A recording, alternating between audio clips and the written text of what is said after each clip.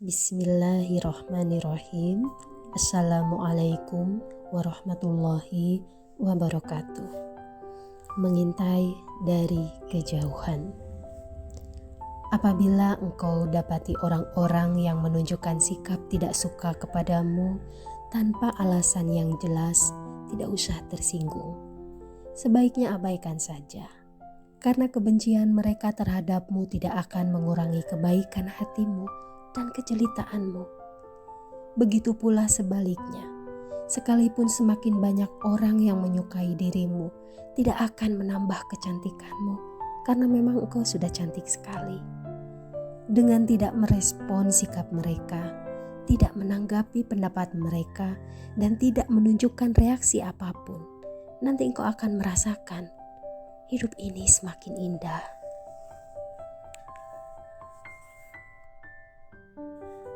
Karena dengan sikap diam, mereka tidak akan lagi melakukan intervensi terhadap urusan dalam negerimu.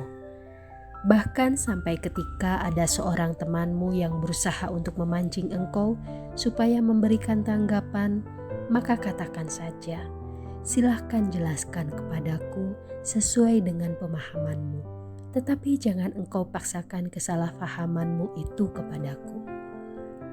Setelah itu, kemuliaan hatimu akan semakin memancar melalui senyum manismu, sehingga dengan sempurna engkau mampu menyembunyikan segala penderitaanmu, sehingga engkau berhasil merawat kebahagiaan orang-orang yang ada di sekitarmu, dan engkau tidak pernah mengajak orang lain ikut menangis bersamamu. Melihat kondisi seperti itu, akhirnya aku dapat mengerti juga bahwa dengan sebab terlalu banyak penderitaan yang memadati hatimu, sehingga membuat engkau lebih suka mengamati kehidupan ini dari kejauhan.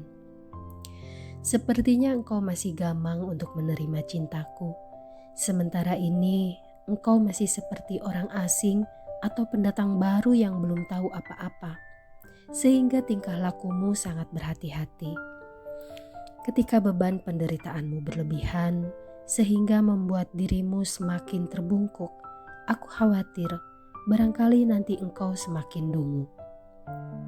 Untuk itu, katakan saja dengan gagah dan berani kepada mereka yang selalu menanti kejatuhanmu, aku tidak takut, Tuhan selalu bersamaku.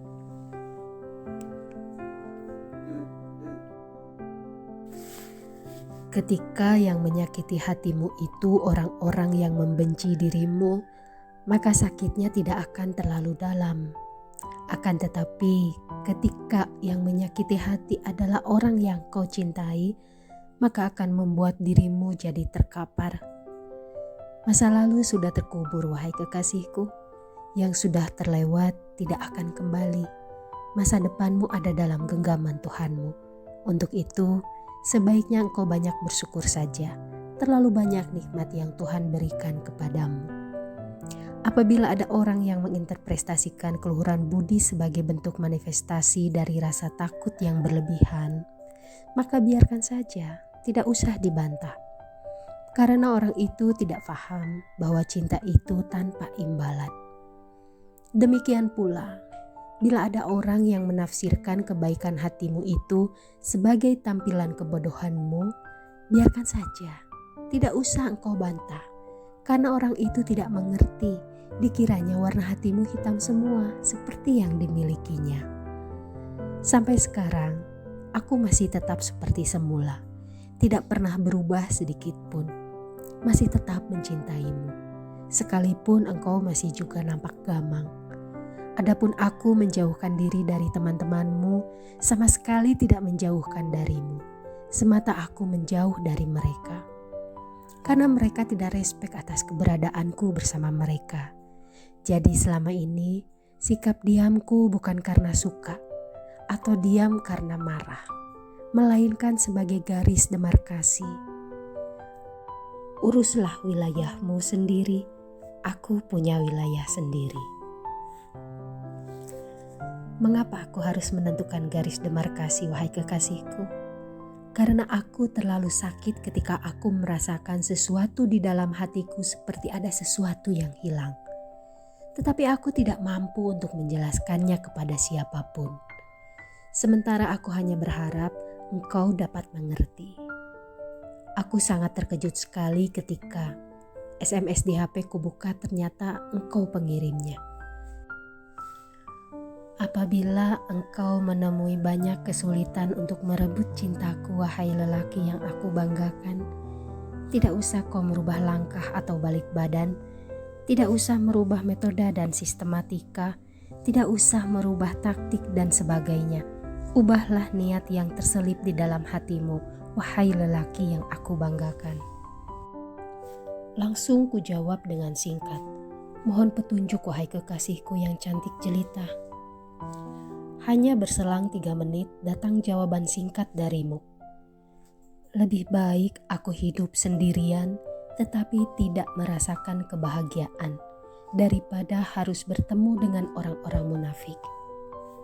Seketika itu kepalaku terasa berdenyut-denyut, mataku berkunang-kunang, kakiku lemas sampai aku tertutup.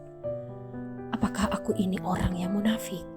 Muncul pertanyaan yang sangat tajam dalam pikiranku. Memang, kemunafikan dapat dibaca dengan jelas, tidak perlu diterangkan bertele-tele. Seperti adanya beberapa orang teman yang tiba-tiba menghilang pada saat aku sedang sangat membutuhkan bantuan. Itu sangat jelas, tidak perlu diterjemahkan. Pada saat krisis itulah aku terlihat bedanya antara persahabatan yang asli dengan persahabatan yang palsu. Di tengah aku sedang mengelola rasa, menelusuri jejak-jejak pikiran dan imajinasi sampai telingaku terasa berdenging. Tiba-tiba HP-ku berbunyi, isinya SMS darimu. Ketika engkau tidak mampu mengurai perasaanmu sendiri dan tidak sanggup membela dirimu sendiri pada situasi tertentu, ketahuilah wahai lelaki yang aku banggakan, berarti hatimu belum banyak menyimpan dosa-dosa dan engkau belum banyak memahami kehidupan ini. Setelah selesai aku baca, aku jatuh pingsan, tidak sadarkan diri. Setelah siuman, aku bertanya kepada diriku sendiri, dari mana engkau mengetahui apa yang sedang aku pikirkan? Datang lagi SMS. Jangan berputus asa wahai lelaki yang aku banggakan. Sekarang aku menyakiti hatimu tidak mengapa. Nanti besok engkau akan menjadi lelaki yang paling perkasa. Asalkan engkau terus berpikir dan tidak pernah berhenti. Bulu romaku semakin meremang seperti ada yang menguntit di belakangku. Di tengah aku sedang dalam ketakutan, datang lagi SMS. Engkau akan menggapai kebahagiaan yang luar biasa di dunia ini ketika engkau telah menemukan perempuan yang lebih mementingkan untuk memperhatikan dirimu daripada memperhatikan dirinya sendiri. Sejak itu, aku harus mengoreksi kembali pemikiranku sendiri, wahai kekasihku, bahwa pada saat aku meyakini bahwa setiap pribadi punya hak self-determination untuk menentukan nasibnya sendiri, selanjutnya masing-masing harus menghormati perbatasan dan tidak boleh dilintasi tanpa izin resmi, sekalipun dengan maksud tujuan untuk membangun percintaan maupun persahabatan. Selanjutnya dapat dipahami dengan sangat mudah sekali bahwa apapun yang kita cintai harus dirawat, harus bekerja keras. Ketika kita mencintai siapapun, harus dibuktikan dengan perhatian. Akhirnya, rasa penasaran tak tertahankan. Malam itu juga tepat jam berdentang 12 kali menunjukkan tengah malam. Aku bergegas menuju kampung halamanmu. Sampai di sana, rumahmu gelap gulita. Kutanya kepada para tetangga, tidak ada yang tahu. Aku kehilangan jejak.